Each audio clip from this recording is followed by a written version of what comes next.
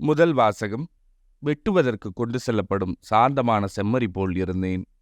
இறைவாக்கில் எரேமியா நூலிலிருந்து வாசகம். அதிகாரம் 11, இறை வசனங்கள் 18 முதல் 20 முடிய.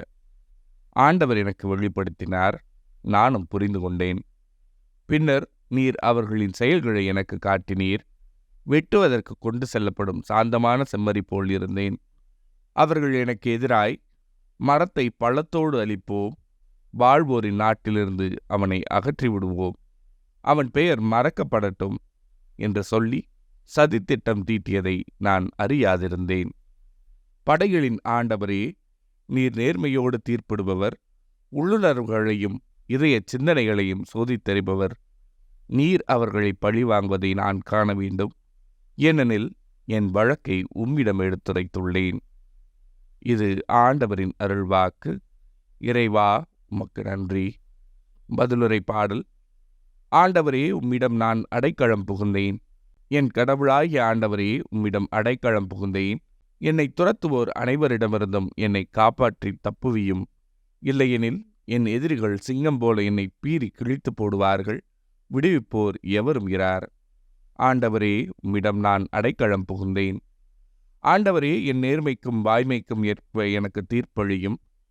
பொல்லாரின் தீமையை முடிவுக்கு கொண்டு வாரும், நல்லாரை நிலைநிறுத்தும். நீர் எண்ணங்களையும் விருப்பங்களையும் கண்டறிபவர், நீதி அருளும் கடவுள். ஆண்டவரே, உம்மிடம் நான் அடைக்கலம் புகுந்தேன். கடவுளே என் கேடயம், நேரிய உள்ளத்தாரை அவர் விடுவிப்பார். கடவுள் நடுநிலை தவறாத நீதிபதி, நாள்தோறும் அநீதியை பொறுத்து கொள்ளாத இறைவன். ஆண்டவரே, உம்மிடம் நான் அடைக்கலம் புகுந்தேன். நற்செய்தி வாசகம். கலிலேயாவிலிருந்தா மெசியா வருவார்? யோவான் எழுதிய தூய நற்செய்தியிலிருந்து வாசகம். அதிகாரம் 7, இறை வசனங்கள் 40 முதல் 53 முடிய. அக்காலத்தில் யூதர்களின் திருவிழா கூட்டத்தில் சிலர் இயேசுவின் வார்த்தைகளை கேட்டு, வரவேண்டிய இறைவாக்கினர் உண்மையில் இவரே என்றனர். வேறு சிலர், மெசியா இவரே என்றனர். மற்றும் சிலர், கலிலேயாவிலிருந்தா மெசியா வருவார்? தாவீதின் மரபிலிருந்தும் அவர் குடியிருந்த பெத்லகேம் ஊரிலிருந்தும் மெசியா வருவார் என்றல்லவா மறைநூல் கூறுகிறது என்றனர். இப்படி அவரை குறித்து மக்களிடையே பிளவு ஏற்பட்டது. சிலர் அவரை பிடிக்க விரும்பினர், ஆனால் யாரும் அவரை தொடவில்லை. தலைமை குருக்களும் பரிசேயர்களும் அனுப்பியிருந்த காவலர்கள் அவரிடம் திரும்பி வந்தார்கள். அவர்கள் காவலரிடம், ஏன் அவனை பிடித்து கொண்டு வரவில்லை என்று கேட்டார்கள். காவலர் மறுமொழியாக, அவரைப் போல எவரும் என்றுமே பேசியதில்லை என்றனர். பரிசேயர் அவர்களை பார்த்து, நீங்களும் ஏமாந்து போனீர்களோ?